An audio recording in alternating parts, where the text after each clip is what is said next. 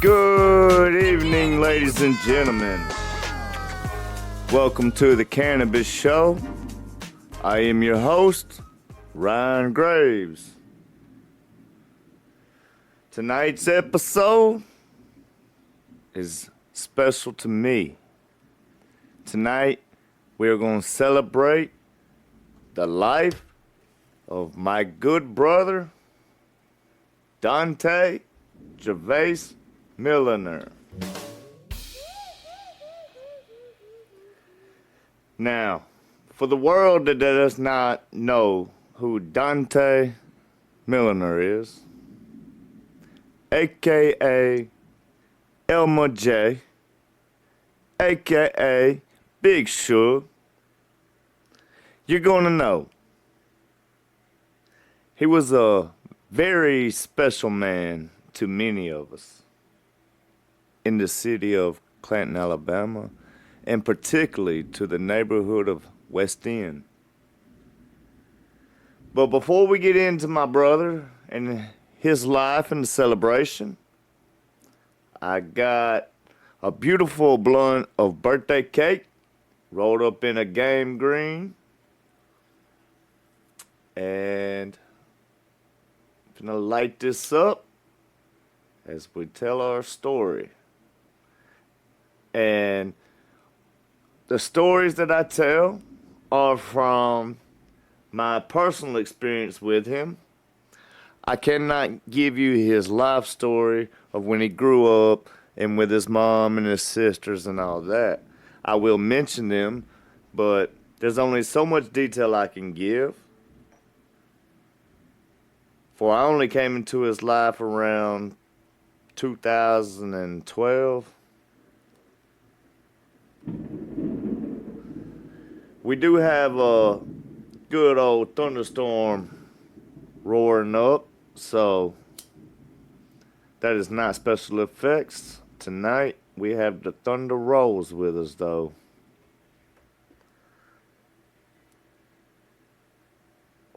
There we go.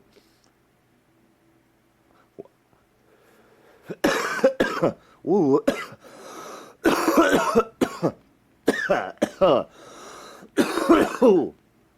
Damn. That was strong.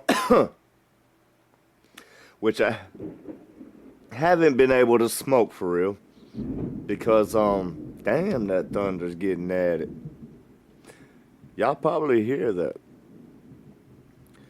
But I haven't been able to smoke or record a podcast the past few days because I have been undergoing dental surgery, and we had 2 or 3 fillings done Wednesday afternoon, along with a tooth extraction.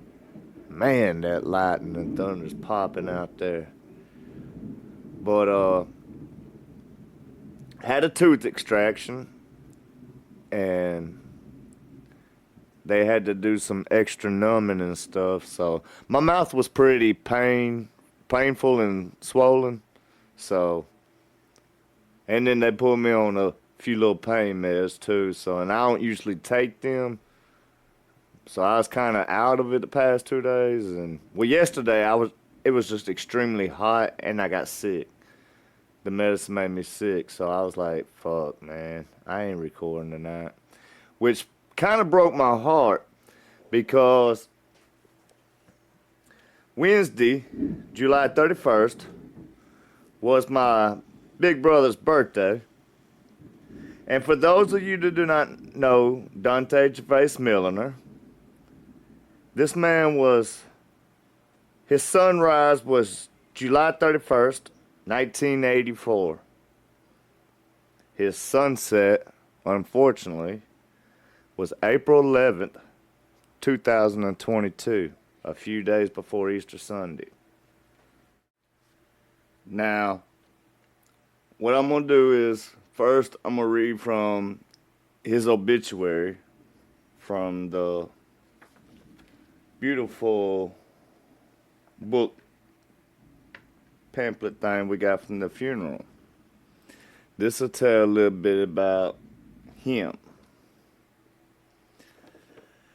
Dante Gervaise Millner was born July 31st, 1984, in Clanton, Alabama, to Martha Jo Ware and Charles Milliner. He was the only boy of 5 children for his mother, and he was the baby. He departed this life on Monday, April 11th, 2022, at the age of 37. He was loved and remembered by his parents, Martha Jo and Mr. Charles, his son, Devontae, being the oldest, and Kyron and Khalil Milliner being his twins, and little baby Dante Jr. that came along shortly after his death. 5 sisters, Miss Daphne. He's got Gina. He's got Danielle. He's got Yoshika.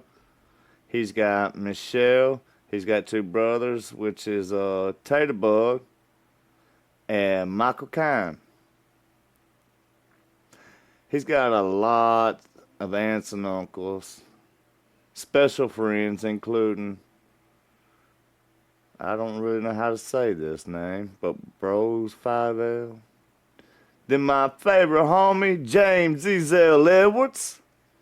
Another good brother, Stank. No, Jimmy Grayson. We got Quincy Underwood, John Wright. That's Loco. Yeah. And you got me. The reason I called him Big Shug was because we worked together at a place called Wayne Industries, EBSCO Sign Group. We made our own little joke of we was the ESG gang. Me, him, Dre Hubbard, we all worked there. And they either said we were so close and stay side by side at work. They either said we would look like Robin Big from, Robin Big MTV, or they'd call me Slim Shady, and I would call him Big Suge, because he looked a lot like Suge Knight. And Suge Knight was one of his favorite people.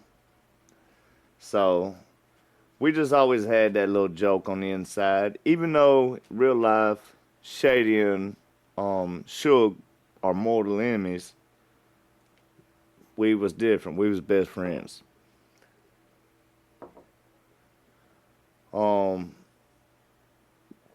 My brother was a part of Hopewell Baptist Church. He attended Chilton County High School.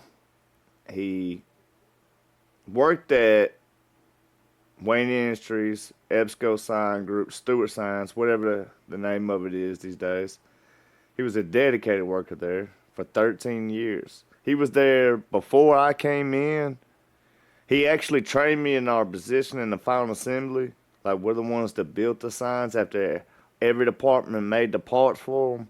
We was the crew that put it together. I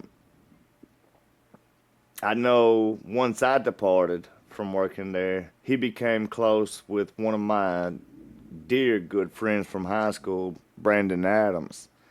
Brandon kind of took my position with Dante at the job site whenever I departed. Love Brandon. Brandon's a good dude too. But he loved spending time with his sons. He called them the Big Three.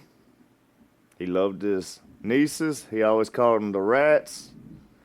Longest journey, he acquired numerous brothers and sisters. That would be one of me. My picture's even in here in his obituary. He was a devoted father. I can vouch for that. He enjoyed family most of all. He was a big man with a big heart and a big smile, and that is so true because, dude, he was always just smiling, and he was so generous. I remember we'll get into that here in a minute about what kind of person he was from me. He was very protective. He was very humble. He was wise, man. He shared so many quotes, and we're going to get into that.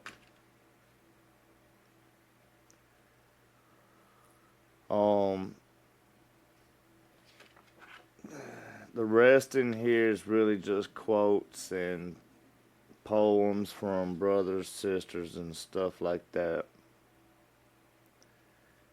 Now, let me tell you my personal, now that I've got the booklet out the way. Dante, when I first met him, they put me in his department to work with him. And they actually put me and this other guy, we called him Ray Ray. His name was Ray. I can't remember Ray's last name. He didn't make it too long because we was both put it over there, and Dante was supposed to show us the ropes, how to build a couple of signs from the ground up. And old Ray Ray would just stand there and just look around. You know how you get with some of them new people, real nervous of being in the place, and just kept trying to look around, see who all he may know and all that stuff.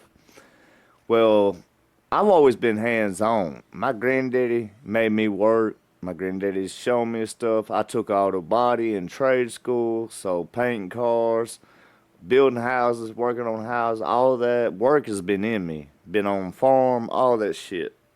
So that's always been in me right there. So whenever I got in there, I was like, bro, he kept doing everything, and I was like, I'm not going to learn if you just keep doing this and I'm supposed to be watching you. I'm more hands-on. You know what I'm saying? Can I get in there and do what you're doing? Like, can I put them parts in? And he was like, yeah. So I did. I jumped in there. I started right away. And he said, like, at first, he's like, bro, I thought you was going to be one of them big brains. And I was like, what the fuck's a big brain, bro? He was like, one of them people that know everything and say I can do everything. And he said, but your ass actually know how to do some shit. I was like, yeah, man, I can't learn from sitting there and you telling me and show me. I said, I gotta physically do it. But he liked that. So we just got to talking, and turns out we end up knowing a lot of people. And like I said, Dre Hubbard worked over he worked in the paint booth area at the time. And me and Dre come up from like second grade together. Me and Dre been homeboys since way back. So Dre would tell him about me like, bro, straight as fuck. Like, that's one down-ass white boy right there. So, bro got to fucking with me a little bit on a personal level. And, you know how it is. You from different worlds. And, yeah, I've been cool and I've been down and I've been in the hood. But I wasn't ever in the hood. You know what I mean? I was cool with everybody from there from school. Everybody knew me. But I ain't never been to no parties and all that shit down there. So it was time to adventure out, explore, go see what's up. So, you know, I told him one night, I was like, bro, let's go to a party. Let me come to a hood party. And he was like, alright.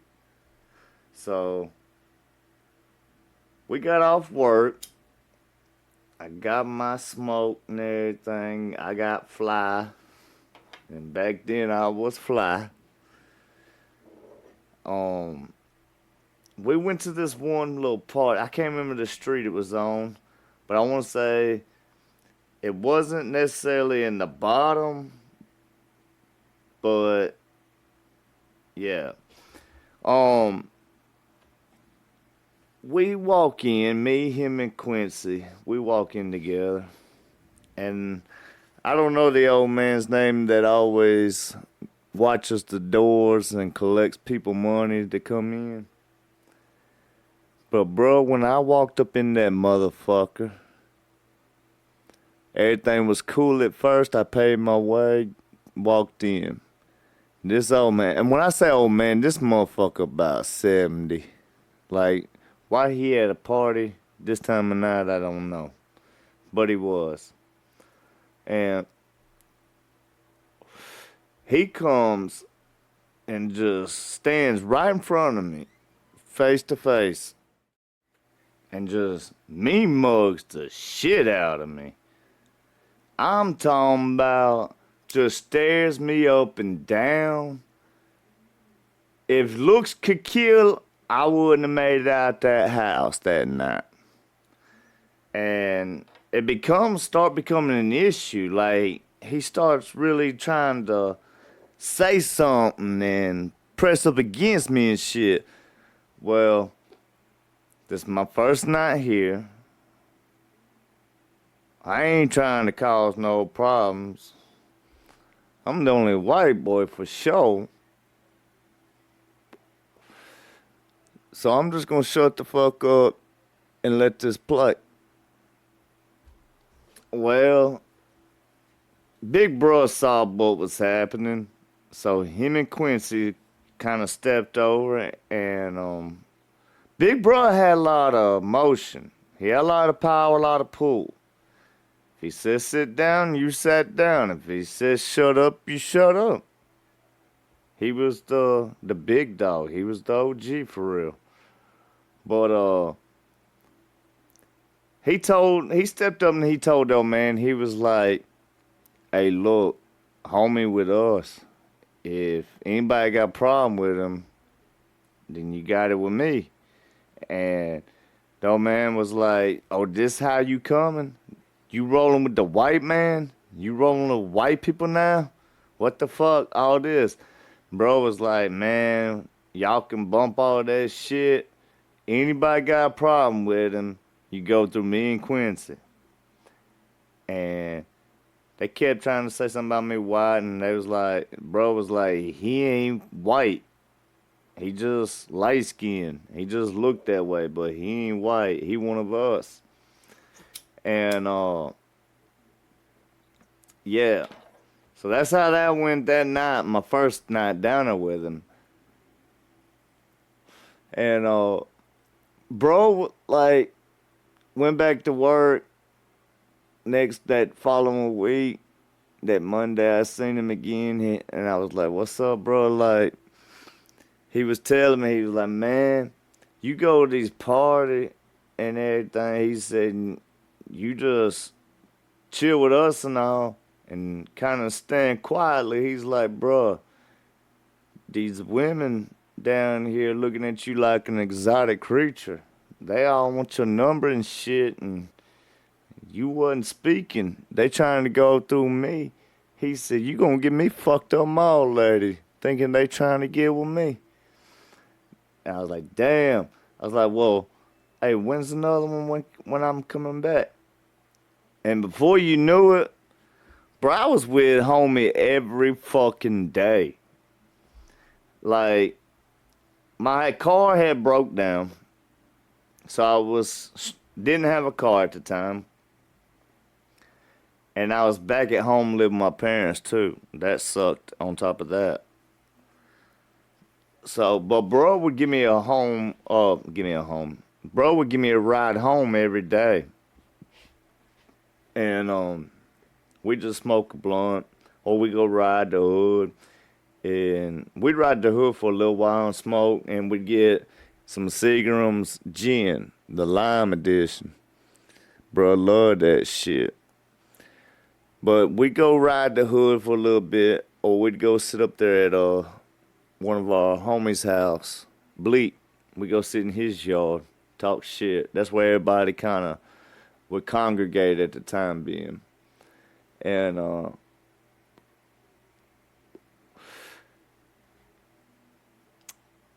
as time went by, I was with him every day.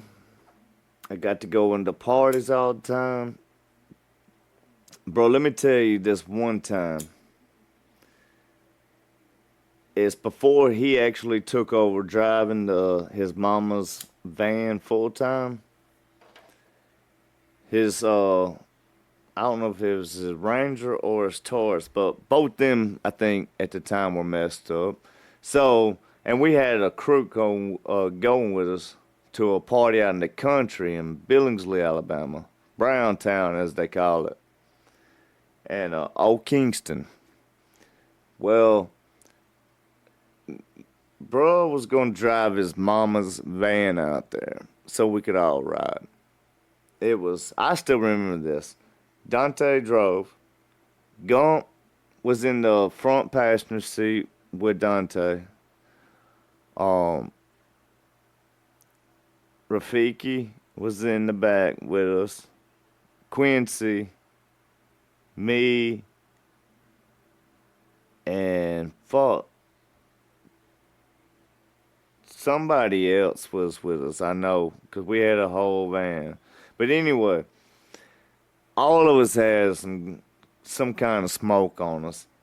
And mind you, at this time, this is just when loud is coming out. Like the weed, we were still having Reggie, you know what I mean? That was our average shit. And this is when gas was really just starting to come about. Well, I would always purchase a ounce, 2 ounces on Fridays all the time anyway. But I had my shit, and I think I can safely say this on the air, cause bruh's kind of gone and locked up right now, serving his time for it. So it's not really incriminating or snitching, since he is currently in prison for what I'm about to say. But Gump had the motherfucking loud. Gump always had it loud. Gump had what you wanted. Well, bro, we going out here, right?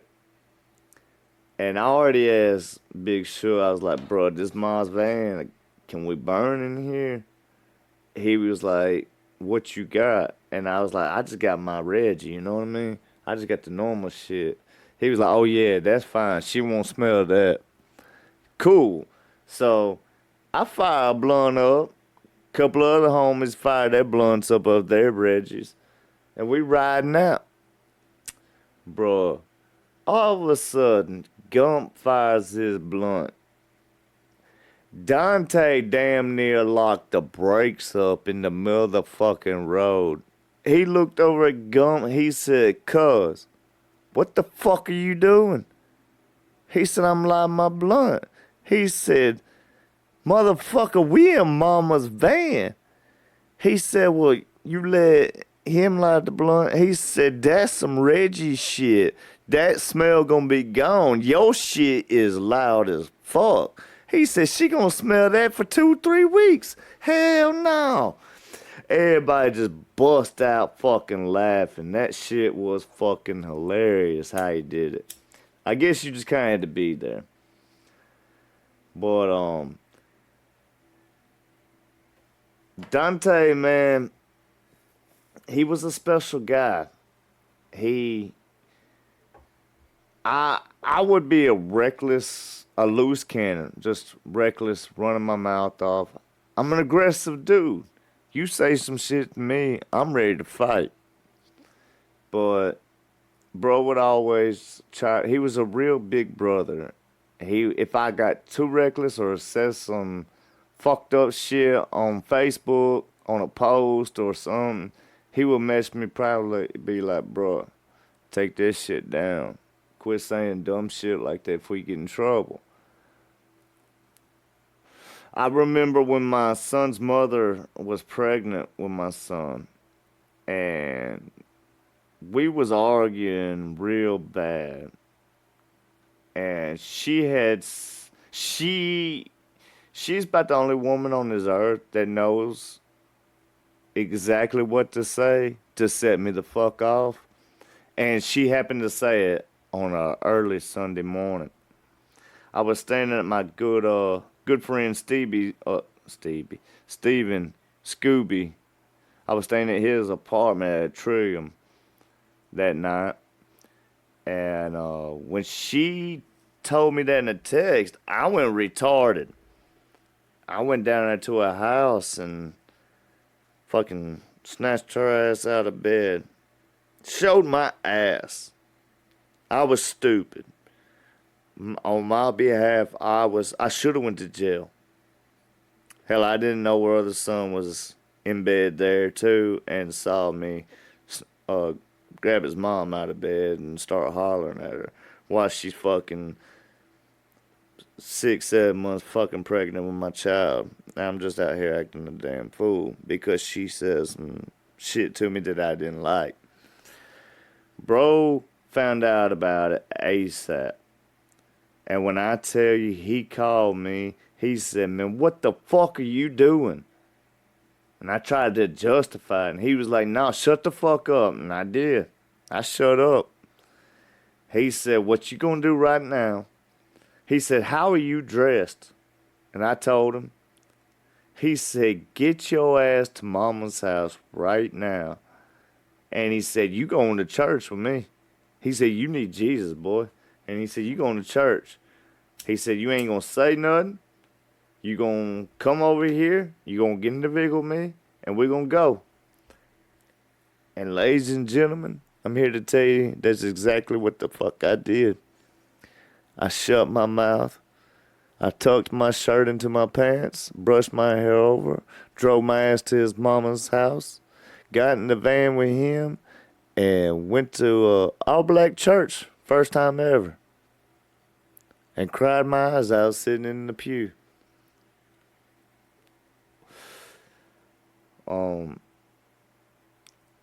He saved me in that situation. He protected me so many times, and in that situation, he told me, he said, bro, I was you at one time. There's an apartment complex here in Clanton called Inverness. He said, I was fighting with my baby mama the same way. Kicked the fucking door in, all that. Cops came, took me to jail. I got banned for life from the apartment complex. Couldn't go back. Caused me a whole bunch of bullshit in the court system. So, bro was really trying to protect me. And I see that. At the time, I could. I had to calm down and listen for a few days. But that's just one incident of him saving me from going to jail. There was another time where we was having a good time at Scooby's apartment. I always chilled out over there. Sold my weed to all his residents, and with me living back at my parents' house, I would just chill over there till about 10, 11 o'clock every night after work, and then I'd go home. But Scoob was kind of having a little get together. We was drinking and Dante come over.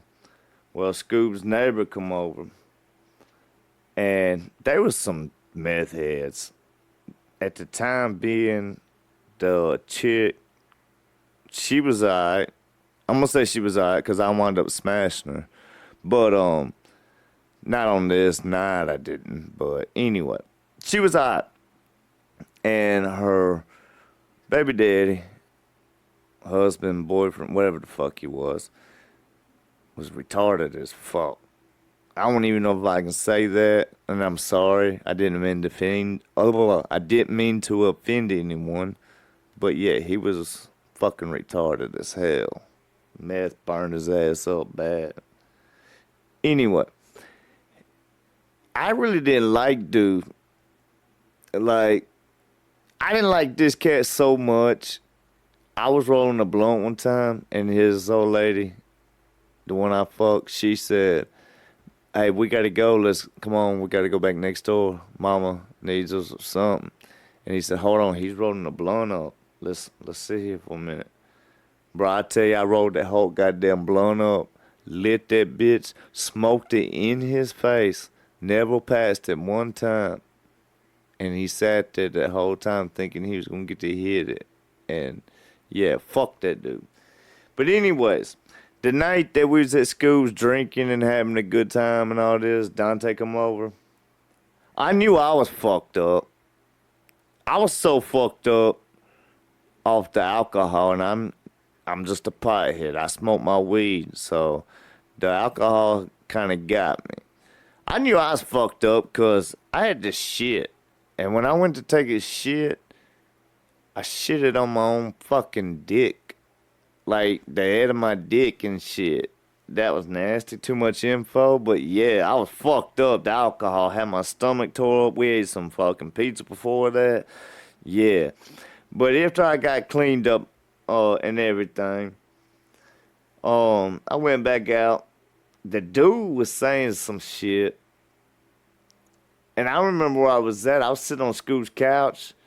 Dante was in Scoot's big recliner chair in the corner, and Scoot was on the couch next to me. And then he had over here the kitchen chairs or whatever, kitchen table chairs sitting there where the dude and his old lady was. And they said, I thought I said something about, bro, I will do this. Or they said straight up, like, bro, I'm gonna fuck your wife. All this, like, I told it to his face. I didn't know it. But I was getting pretty reared up and reckless. And bro's like, we going to the store to get some more beer and shit. Ryan, you finna ride with me. That's what Big Bro told me. And I was like, nah, bro, I'm good here. I'm finna roll blunt and smoke that bitch and just chill. He said, nope. Your drunk ass is getting in the van. You going with us. I said, I ain't want to. Hey, you going, bro. Then when we got down the road, he was like, bro, you so damn retarded yourself. He said, you just told that man straight to his face that you gonna fuck his old lady and all this and that. He said, if I was him, he said, I'd have slapped the shit out your ass.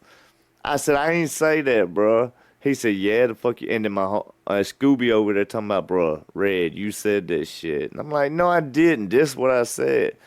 They were both like, nah, your drunk high ass thought you said that.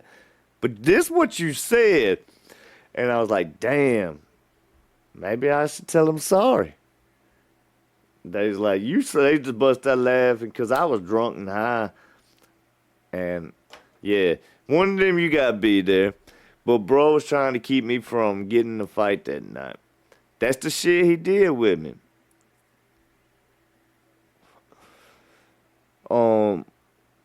Bro really is the reason I have my son, Liam Carter.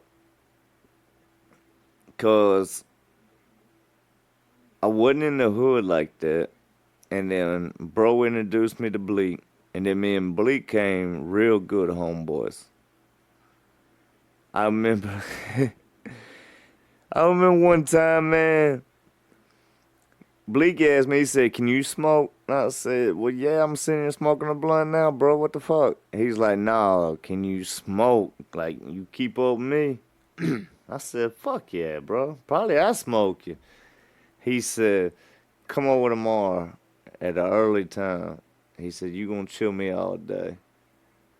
I said, all right. And this motherfucker, this is his job, just sell weed. So when he starts, I get over there, we smoking left and right, bro. I'm talking about this motherfucker rolling a goddamn blunt. Shit. Of loud, too, now. This motherfucker rolling a blunt every fucking 10 minutes, 15 minutes. I swear. And the fucked up part is we was sitting in his car in the yard and and as soon as people just walk up and be like, bro, I need some, he go serve him. He'd hand me the blunt. Well, this motherfucker would just take forever. This motherfucker had me high. But Dante stopped by and he was like, bro, what the fuck you doing here without me?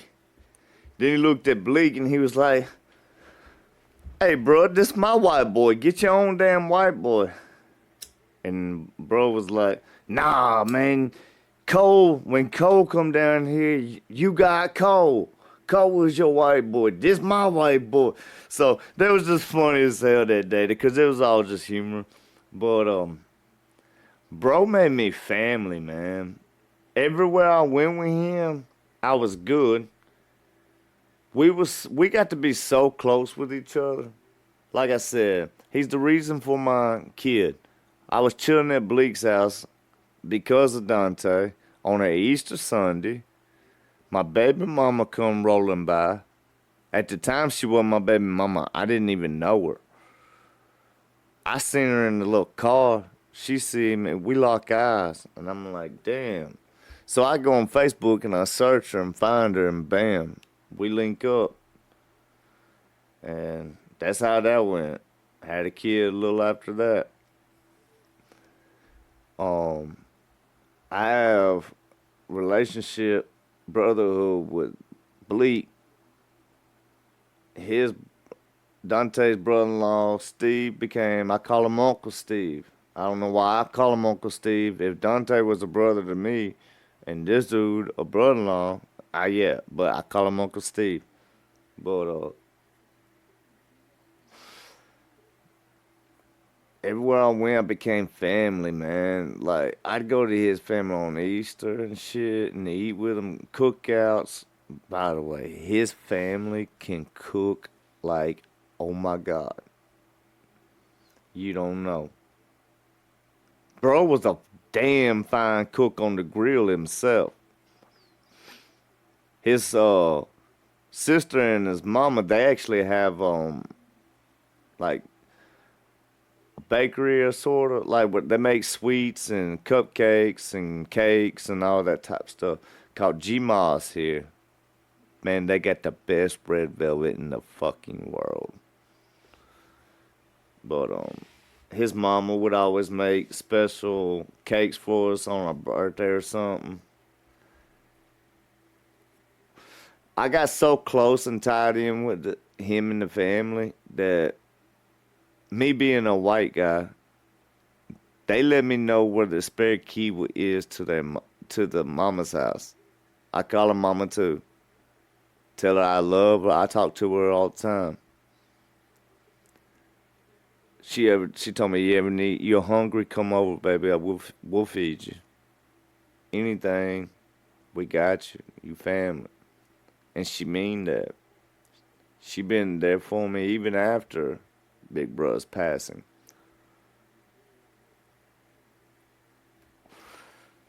He was my son's godfather. My son called him Uncle Dante. I remember 4 days before his passing, I was down on my luck really bad, and I was needing some money. He asked me, he's like, where you at? And I told him. He was like, well, pull up at the crib, or pull up on the job site on the side gate. I got something for you and nephew. And I was like, yes, sir, I'll be there in a minute.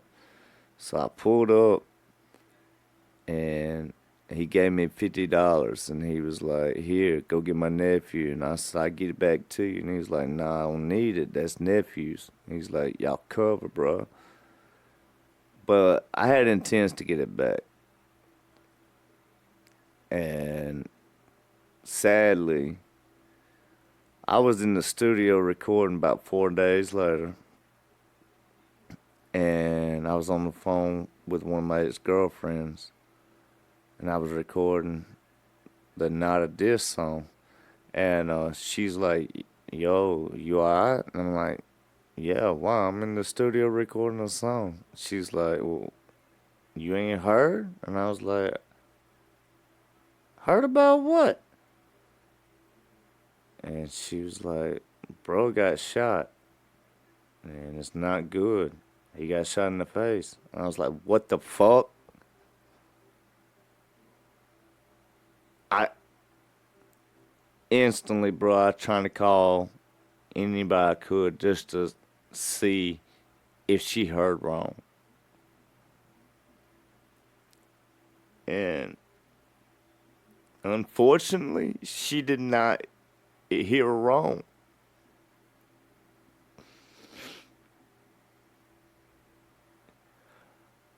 I rushed to the hospital to see my brother.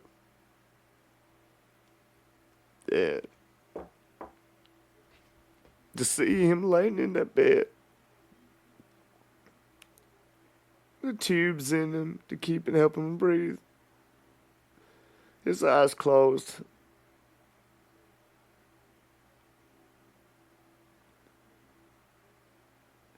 It took something from me because this is a man that has so much power to me.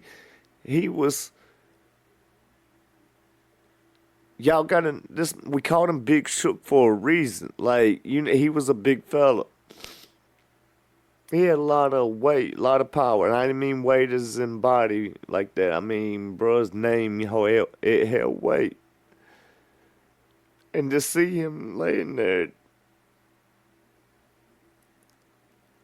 I just want to say, at that time and moment, my hat goes off to Mr. Maya Gates, his niece. She wiped the tears off his face nonstop. She held it together in there as everybody come in one at a time, the guests, to see him. She did what she was supposed to do. She did what Big Shug would do, and she was with him so much coming up. It was only right that she was the one to do that.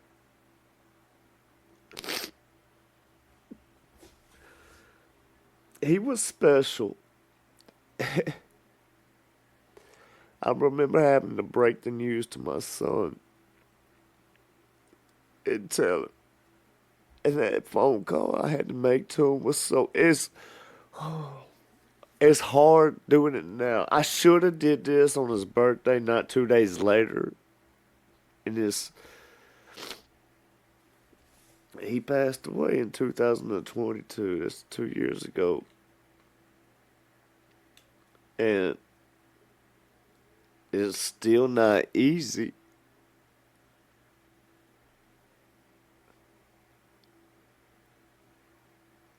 I still talk to him daily.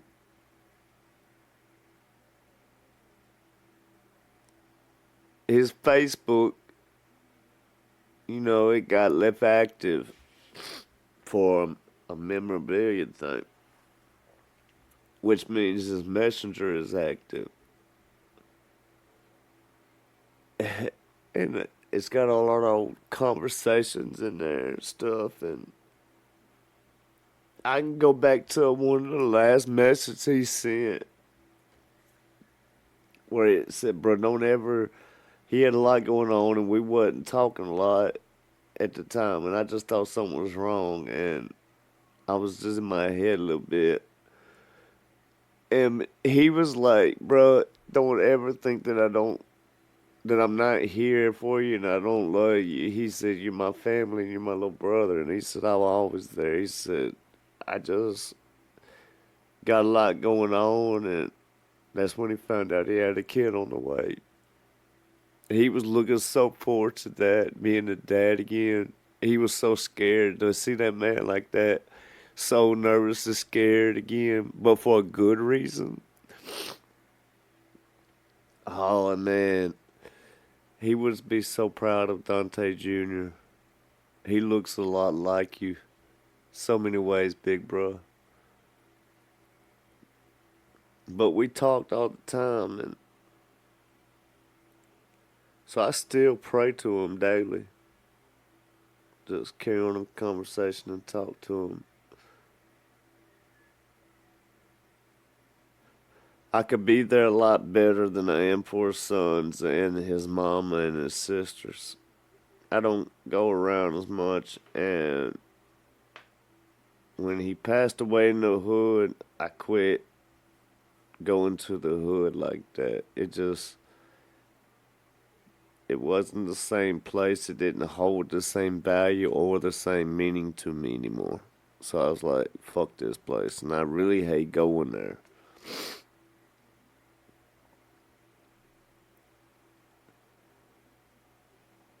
Bro, random thought. One time at work, I was complaining about my problems. And pause on that story. I'm gonna excuse my language. Black people, I don't mean nothing by nothing. Okay? And I'm just saying what I'm gonna say is quote from my big brother. Unpause. But I was complaining about my problems and I was just beating myself up. And bro just stopped me and he was like, bro, you know what's really your issue, right? And I was like, the fact that life's just fucked up and it seems like it's all against me? Nah, what's it? He said, bro, listen, you in a white man's world. I said, okay. He said, but you got nigga problems. And I just looked at him for a minute. Because what he said made a lot of sense. I said, bro, what the fuck you just called me? A reverse Michael Jackson? He said, bro, you so damn stupid, and just rolled out laughing. But he was like, no, bro, but for real. He said, I was really down, and he's like, listening to your life story, how you almost died in Missouri in that meth fire, and what a meth fire, it was a meth head that caused the fire. And he said, but you almost died in that shit, and the stuff you went through as a kid, and your dad beating on you too, and he said, this shit ain't nothing that you're going through, that you've already been through. And I was like, that makes so much fucking sense. He just had that way. He gave me credibility. If I was in the hood, I was good because they knew I was his little brother. And if Dante could take me on and be that kind of family to me, they knew I was different. I always told my brother one day I'd make it and I'd get him away from all this and we wouldn't have to work these bullshit jobs no more and I'd be able to do all this stuff. Music didn't turn out for me the way that I thought it would before he left.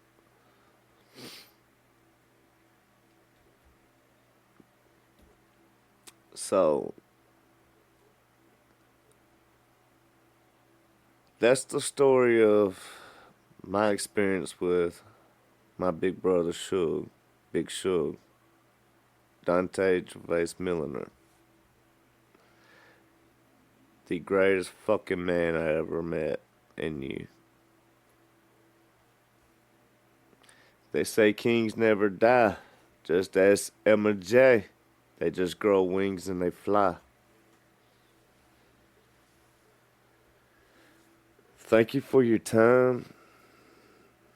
I hope tonight's episode was worth listening to.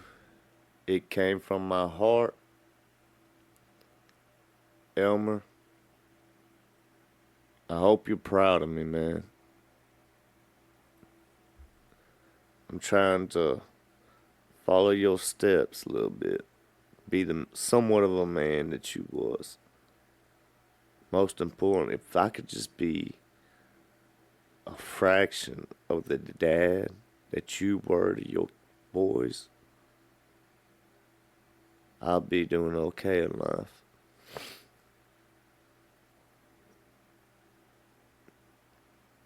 I miss you, brother. We all do. I'm sorry I was a few days late on talking about you. I should have did it 2 days ago on your birthday. But I had the dental surgery and was just out of commission, my brother.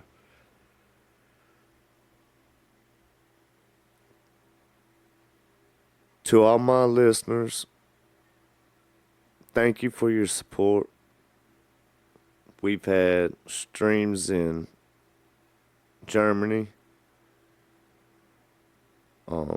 Australia, and all over America so far.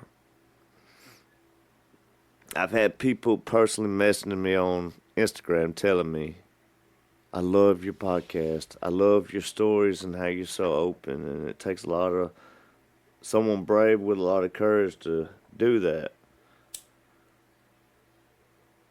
I thank y'all for joining me.